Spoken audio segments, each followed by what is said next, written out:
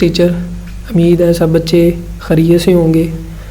मैं video start करने से पहले आपको एक बात बताता चलूँ, अगर आप यूट्यूब के ऊपर हैं और आपकी वीडियो की क्वालिटी अच्छी नहीं आ रही तो आप यूट्यूब की जो स्क्रीन आ रही है, जो वीडियो की स्क्रीन है, उसके टॉप राइट के ऊपर जो 3 कॉर्नर है, टॉप राइट के ऊपर जो 3 डॉट है उसको प्रेस करें और वहाँ पे आपको डिफरेंट ऑप्शन आ रहे होंगे। तो वहाँ से आप क्वालिटी ऑफ वीडियो को प्रेस करें और वहाँ से हायर नंबर को आप सेलेक्ट करें। चूँकि यूट्यूब के ऊपर वो ऑडियो होता है, जिस तरह की क्वालिटी ऑफ वीडियो होती है उससे रिलेटेड वो नंबर वहीं पे सेलेक्ट हो जाते हैं। लेकिन अगर आप अच्छी क्वालिटी में वीडियो को देखना चाहते हैं, सारी चीज़ें क्लियर देखना चाहते हैं, तो यहाँ पे 720 का ऑप्शन आ रहा होगा, 360 का आ रहा होगा, आपके पास जो है वो 710 का आ रहा होगा और 120 का, कुछ इस तरह से ऑप्शन आ रहे होंगे। जो भी ऑप्शन आ रहा है उसमें से सबसे बड़े नंबर को आप सेलेक्ट कर लें तो आपके पास वीडियो की रेजोल्यूशन, वीडियो की क्वालिटी अच्छी हो जाएगी। तो आज हम अपना जो टॉपिक स्टार्ट करने जा रहे हैं उसका नाम है define inductance and drive an expression to calculate inductance of a long solenoid. इस टॉपिक के अंदर हमने एक तो इंडक्टेंस की डेफिनेशन करनी है, दूसरा हमने एक्सप्रेशन ड्राइव करना है एक सोलेनॉइड के अंदर जो इंडक्टेंस प्रोड्यूस होती है उसके लिए calculate inductance of a long solenoid. एक लॉन्ग सोलेनॉइड होगी, उसके अंदर हमने इंडक्टेंस फाइंड करनी। अच्छा जी, इसके जो अंदर आउटलाइंस हैं वो इस तरह से हैं कि हमने इंडक्टेंस की डेफिनेशन करनी है, इंडक्टेंस के यूनिट देखने हैं, इसके यूनिट हेनरी होते हैं, हेनरी की डेफिनेशन करेंगे। इंडक्टेंस किन चीज़ों के ऊपर डिपेंड करती है वो मैं यहाँ पे बताऊँगा। कैलकुलेशन ऑफ इंडक्टेंस हम यहाँ पे करेंगे, फार्मूला ड्राइव करेंगे। सेकंड जो हमारा टॉपिक है वो है कैलकुलेट इंडक्टेंस पर यूनिट लेंथ। यहाँ पे आप ऊपर वाले क्वेश्चन में देखें लिखा हुआ calculate inductance of a long solenoid, simply inductance find करनी है। लेकिन इस क्वेश्चन में क्या है, कैलकुलेट इंडक्टेंस पर यूनिट लेंथ, मतलब जो आपकी इंडक्टेंस आएगी एल, उसके नीचे हमारे पास जो फार्मूला ड्राइव करेंगे वो लेंथ होनी चाहिए। किसके लिए हम ये इंडक्टेंस फाइंड करेंगे, of an air core of solenoid. Solenoid जो हमने वायर फाउंड की उसको, उसके एयर होनी चाहिए या वैक्यूम होना चाहिए, ऑफ अ लेंथ एल, उस सोलेनॉइड की लेंथ कितनी हो, एल हो, एंड हैविंग एन बेसिकली क्या है, turn, number of turn per unit length. इस टॉपिक के अंदर जो हमने चीज़ें यहाँ पे पढ़नी है वो what is the solenoid, solenoid की डेफिनेशन बताऊँगा, और दूसरा हमने कैलकुलेशन ऑफ इंडक्टेंस पर यूनिट लेंथ हमने यहाँ पे देखना है। अच्छा बच्चों, यहाँ पे सबसे पहले जो क्वेश्चन है हमारा, पहला क्वेश्चन है, उसको हम यहाँ पे देखने जा रहे हैं। इंडक्टेंस हम सबसे पहले उसको बताएंगे। जैसे कि पहले क्वेश्चन में पूछा हुआ है कि व्हाट इज़ द इंडक्टेंस, हमें पता होना चाहिए इंडक्टेंस क्या चीज़ है। तो इंडक्टेंस की ये डेफिनेशन है, इस डेफिनेशन को हम यहाँ पे देख लेते हैं। अच्छा जी, इस फार्मूले को पहले देखते हैं, फिर ये डेफिनेशन जो लिखी है इसको एक्सप्लेन करूँगा, आपको समझ आ जाएगी। एप्सिलॉन एल, एक हमारे पास सोलेनॉइड है, उसकी लेंथ एल है, उसके अंदर से करंट पास हो रहा है, करंट के पास होने की वजह से मैग्नेटिक फील्ड हो रहा है, पैदा हो रहा है। अगर उस प्रोड्यूस होने वाले मैग्नेटिक फील्ड उस सारी कॉइल को या हमारे पास जो सोलेनॉइड है उसको उठा के एक्सटर्नल मैग्नेटिक फील्ड के अंदर प्लेस कर दें, तो दोनों मैग्नेटिक फील्ड, एक करंट के पास होने की वजह से मैग्नेटिक फील्ड जो आ रहा है जिसको इंड्यूस मैग्नेटिक फील्ड बोलेंगे या जनरेटेड मैग्नेटिक फील्ड बोलेंगे, और एक मैग्नेटिक फील्ड एक्सटर्नल जो है मैग्नेटिक फील्ड होगा जो कि नॉर्थ एंड साउथ पोल की वजह से होगा। ये आपने सेकंड ईयर के अंदर जनरेटर के अंदर ये सारी चीज़ें पढ़ चुकी हैं कि जब आप किसी भी कॉइल को जो कि करंट प्रोड्यूसिंग या करंट पासिंग जो डिवाइस है, जो सर्किट है, उसको अगर किसी जहाँ वहाँ पे एक्सटर्नल मैग्नेटिक फील्ड के अंदर प्लेस करते हैं तो वहाँ पे बैक ईएमएफ पैदा हो जाता है जिसको हम इंड्यूस ईएमएफ कहते हैं। तो यहाँ पे ये जो इंड्यूस ईएमएफ है, ये इंड्यूस ईएमएफ जो कि एल लेंथ वाली सोलेनॉइड के अंदर प्रोड्यूस हुई है, which is directly proportional to the rate of change of current. अगर यहाँ पे rate of change of current ज़्यादा होगा तो इंड्यूस ईएमएफ या बैक ईएमएफ ज़्यादा होगी। अगर इस प्रोपोर्शनलिटी साइन को ख़त्म करें, एक हमारे पास आता है इक्वालिटी, दूसरा हमारे पास आता है ये नेगेटिव साइन, और थर्ड हमारे पास ये कांस्टेंट आता है जिसको प्रोपोर्शनैलिटी कांस्टेंट कहते हैं। यही प्रोपोर्शनैलिटी कांस्टेंट जो है वो इंडक्टेंस कहलाता है। अगर आप इस फार्मूले को अरेंज करें तो इंडक्टेंस L को अगर हम यहाँ पे लिखें इज़ इक्वल टू, ये नेगेटिव साइन यहाँ पे आ जाएगा, epsilon L is induce EMF यहाँ पे आ जाएगी, और ये जो सारी टर्म है rate of change of current ये उठ के इसके नीचे आ जाएगा। तो फिर हम यहाँ पे इसको कह सकते हैं inductance will be equal to ratio of induce EMF divided by rate of change of current. तो इसकी डेफिनेशन फिर हमने इस फार्मूले से की हुई है, the ratio of average induce EMF। देखें सबसे पहले ऊपर जो पड़ा हुआ है ये इंड्यूस EMF है, इसकी रेशियो किसके साथ, induce EMF per unit rate of change of current. ये जो हमारे पास करंट है ये विद रिस्पेक्ट टू टाइम है, इस वजह से इसको rate of change of current कहते हैं। तो हमारे पास ये जो एवरेज इंड्यूस EMF है इसकी ratio rate of change of current की रेशो के साथ जो है इसको हम बोलते हैं in the coil of a inductor is called a inductance.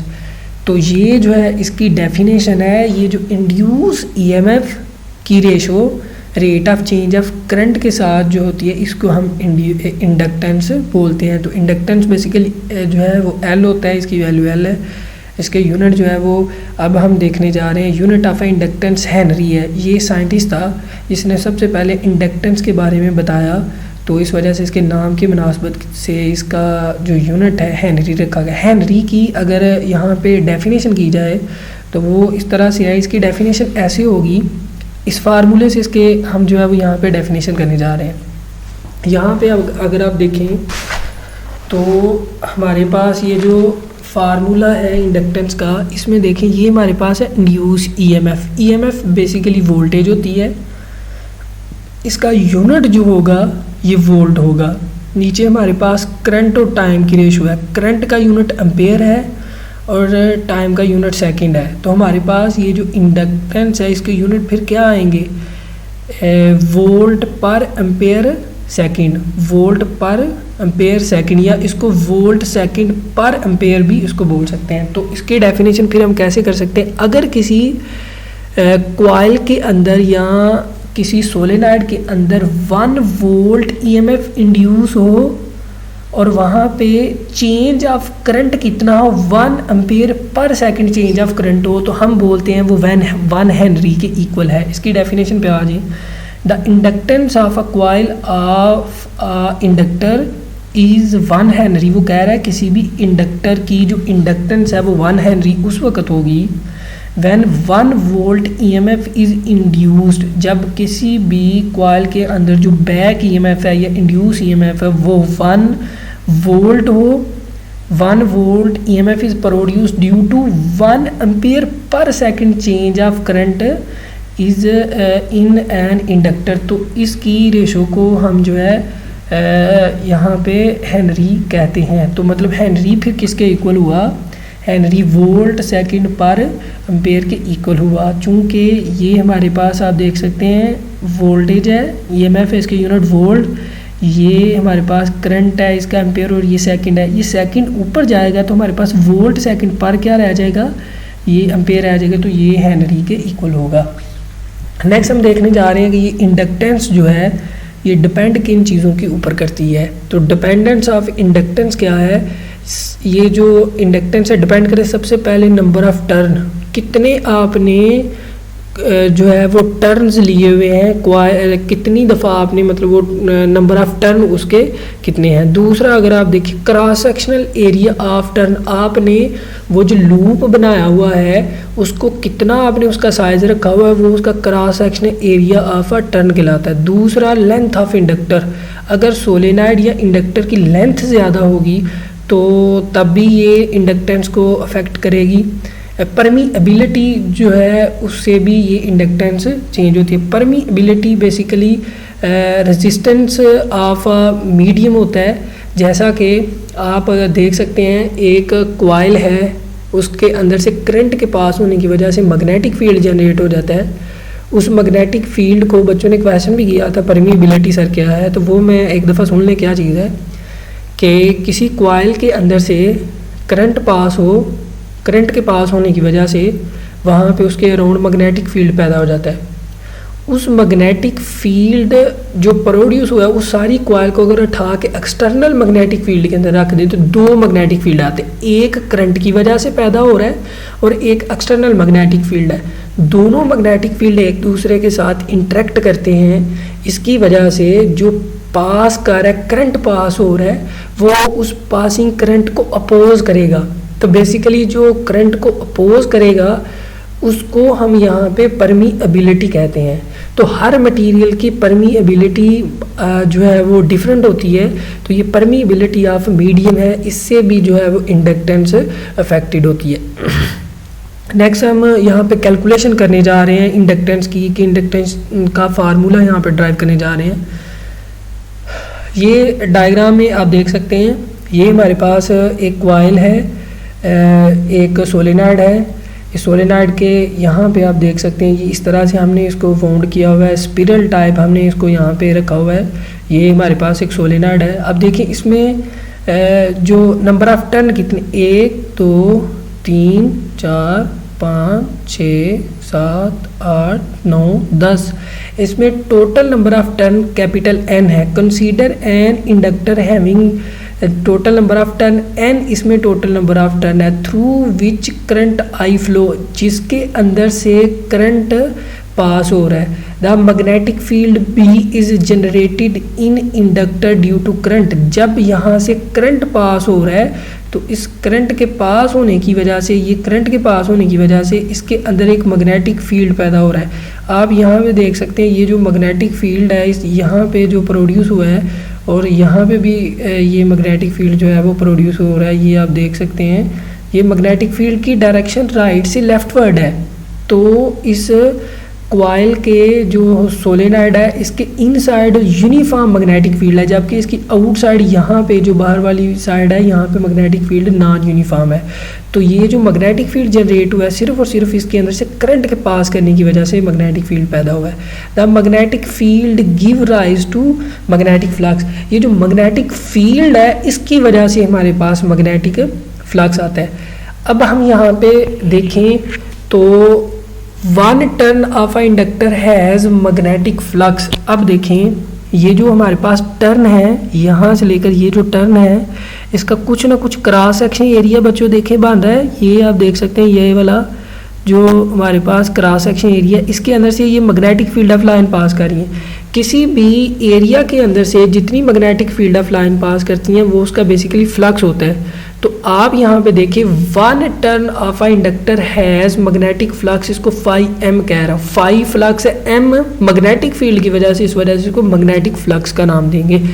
एक टर्न के अंदर उसका मैग्नेटिक फ्लक्स ये है, लेकिन अगर वहाँ पे n टर्न हो तो तब मैग्नेटिक फ्लक्स क्या होगा, दोनों साइडों पे ये इक्वेशन है, दोनों साइडों पे n से मल्टीप्लाई कर दें तो हमारे पास क्या है, n turns of a inductor है वो magnetic field n phi m आ जाता है।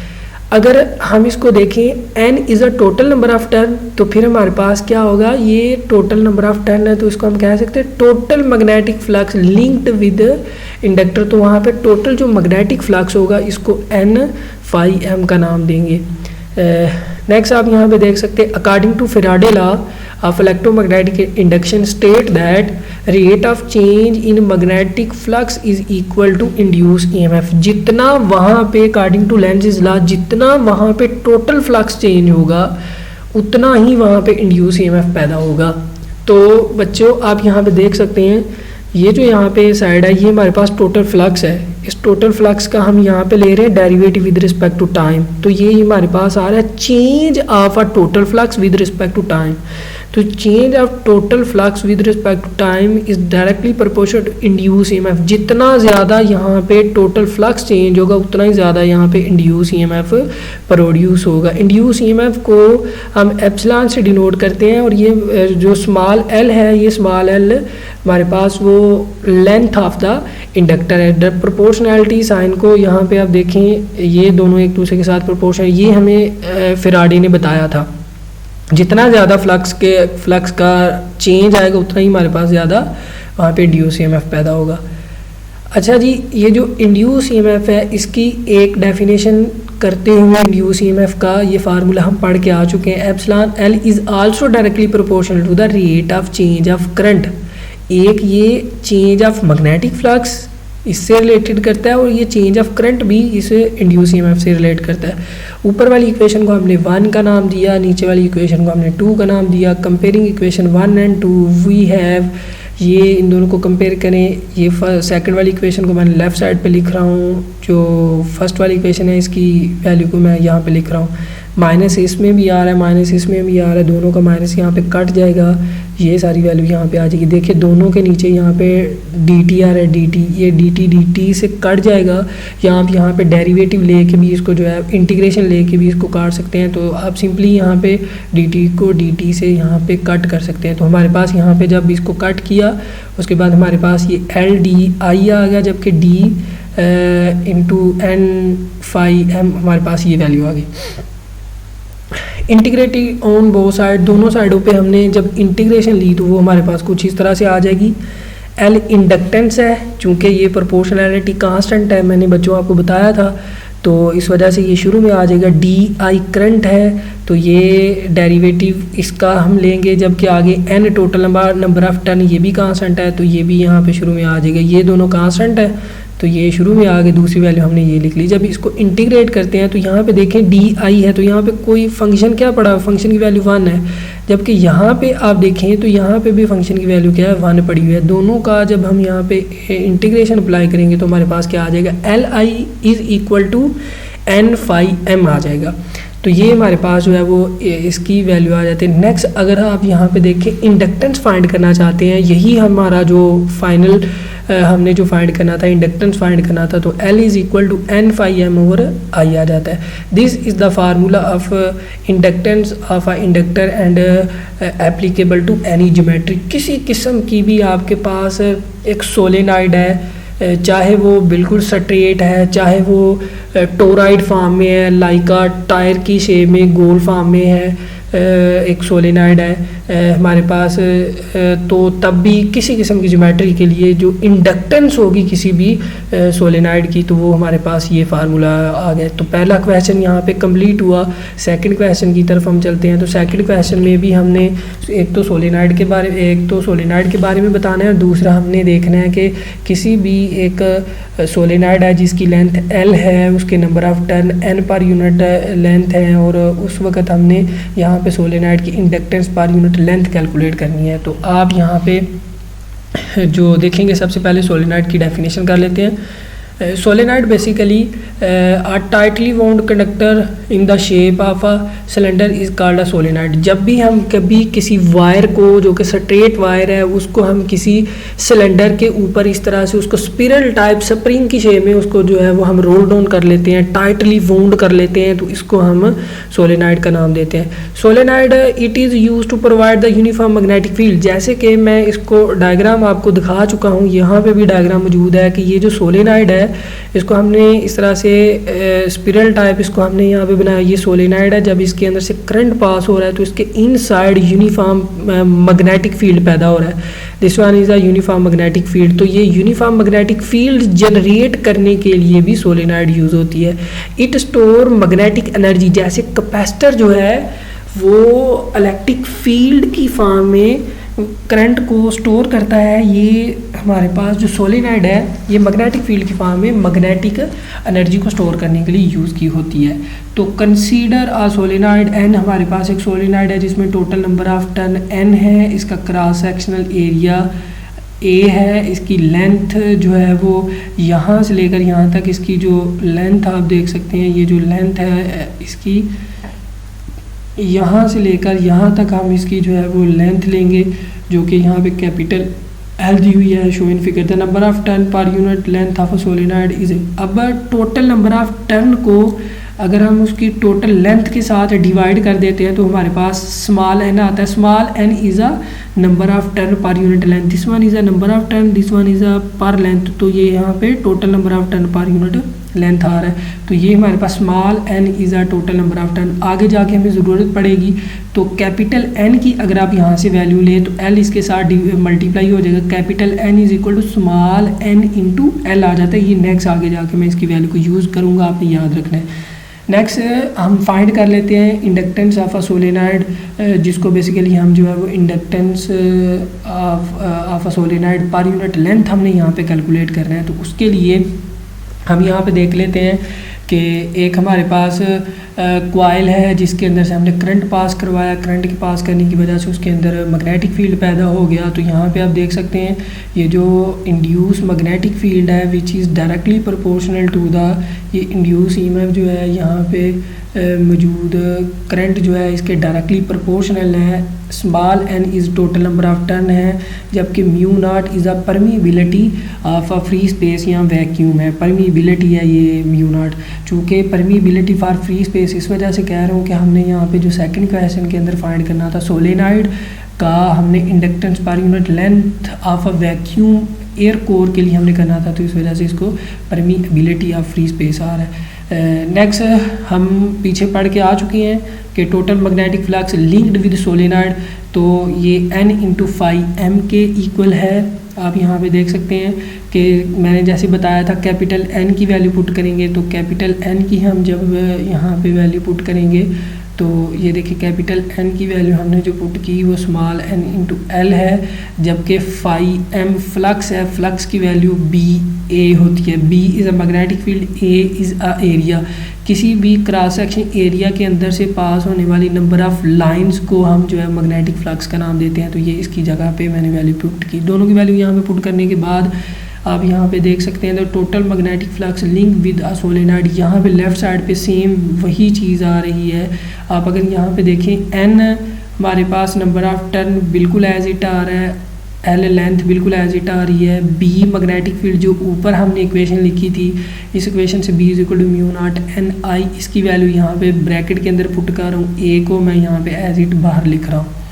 तो आप यहाँ पे देख सकते हैं जब इसको सॉल्व करेंगे तो इक्वालिटी के बाद ये म्यू नॉट को शुरू में लिख लेंगे, एन इस बाहर वाले एन से मल्टीप्लाई होकर एन स्क्वायर हो जाएगा, आई बिल्कुल ऐसे आ जाएगा, ए हमारे पास ऐसे आ जाएगा और एल हमारे पास यहाँ पे मौजूद आ जाएगा।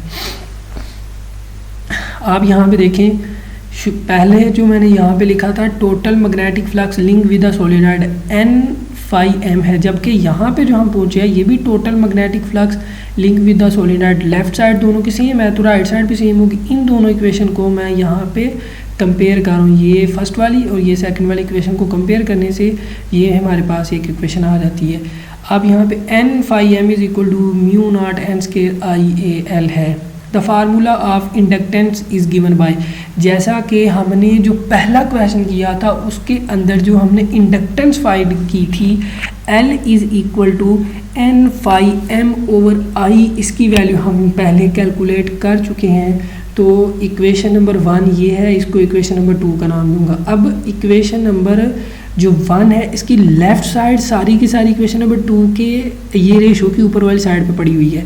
तो putting the value of equation number 1 in equation number 2 we have, जब ये सारी की सारी वैल्यू यहाँ पे पुट करते हैं तो हमारे पास जो इंडक्टेंस आ जाती है वो L is equal to mu naught N square I A L आ जाता है। नीचे भी करंट है ऊपर भी करंट है, ये दोनों करंट एक दूसरे से कट जाएंगे। तो नेक्स्ट हमारे पास सिंपली फॉर्म है ये L is equal to mu naught N square L A L आ जाता है। नेक्स्ट इसको हम कह सकते हैं the inductance of a solenoid per unit length is written as, तो हमारे पास ये इंडक्टेंस पर यूनिट सोलेनाइड, तो हमने यहाँ पे ये इंडक्टेंस आया हमारे पास, हमने इंडक्टेंस पर यूनिट लेंथ फाइंड करनी थी, तो ये L इसके नीचे यहाँ पर डिवाइड हो जाएगा। तो ये हमारे पास जो है फाइनली रिजल्ट आ जाता है एक सोलेनाइड का। जब उसको हम सोलेनाइड का इंडक्टेंस पर यूनिट लेंथ का फार्मूला निकालते हैं तो आपने ये फार्मूला याद रखना है, म्यू नॉट एन स्क्वायर ए के इक्वल है। दिस इज़ द इंडक्टेंस पर unit length of a air code solenoid of a length L and having n number of turn per unit length. अच्छा जी, ये आपका टॉपिक था। उम्मीद है सब बच्चों को इसकी समझ आई होगी, लेकिन अगर किसी भी क्वेश्चन की आपको समझ नहीं आई तो आप कमेंट सेक्शन में वहाँ पे जाके आप जो है अपना जो भी क्वेश्चन है वहाँ पे टाइप करके मुझे भेज सकते हैं। मैं आपको इसका इंशाल्लाह ज़रूर रिप्लाई करेंगे। जी अल्लाह हाफिज़, थैंक यू।